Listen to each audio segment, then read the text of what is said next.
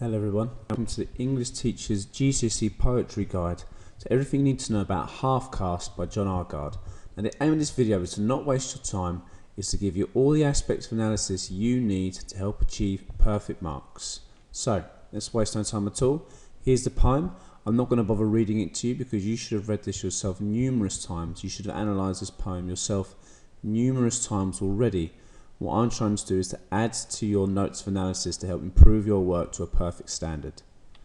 Firstly, what is this poem basically about? Well, it begins with Agard asking you to explain what they mean by their use of the racist phrase half-caste, which suggests that he and other people of mixed race origin are not considered whole people. He then gives numerous examples of masterpieces which use mixtures of elements and suggests that if we see them as less than whole, they must also be substandard. So we can't consider something of mixed origin to be incomplete and something else to be an absolute masterpiece. That just sounds ridiculous, highlighting the ridiculous nature of the term itself. Finally, Agard asks the reader and society as a whole to change their view and see mixed race people as whole people. And when that happens, you'll consider them to be equal. Let's look at the analysis of form, shall we? So the poem is free verse, which means it's without rhyme.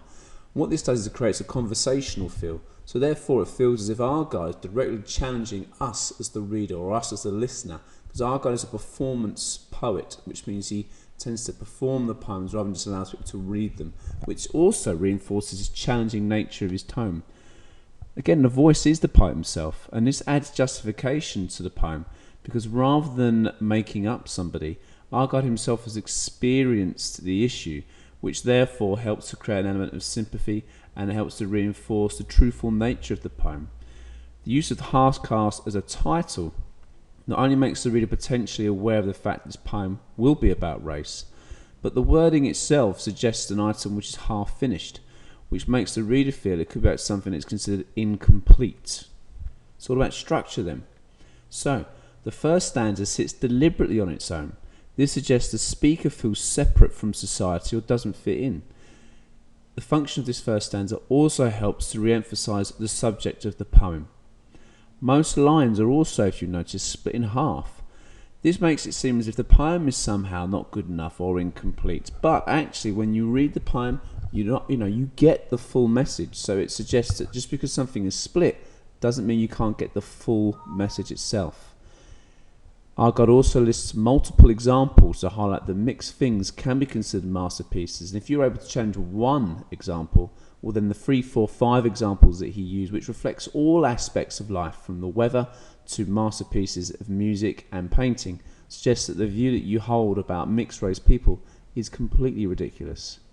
The lack of punctuation again reinforces ironically the idea of half-finished piece of work, but also increases the speed of the meter, which is the pace, which makes the voice seem angrier about the issue.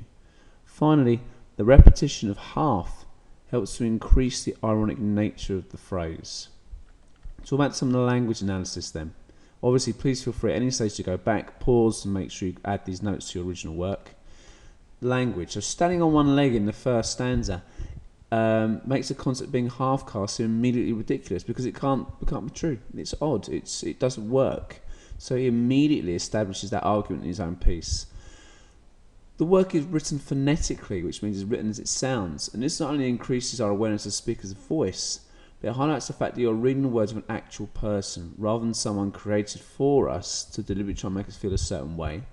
You'll notice that the word yourself is repeated numerous times, which highlights that the issue is not the speaker, but you. Notice it's you self. Why you? It helps the idea it's you. You are the problem. Also, half a shadow suggests once more that the speaker is not considered a full person by society, making the concept itself seem even more absurd. Also, the word shadow suggests, in some senses, that he is following behind in society. He's not considered to be equal with society. Okay, so that's not everything.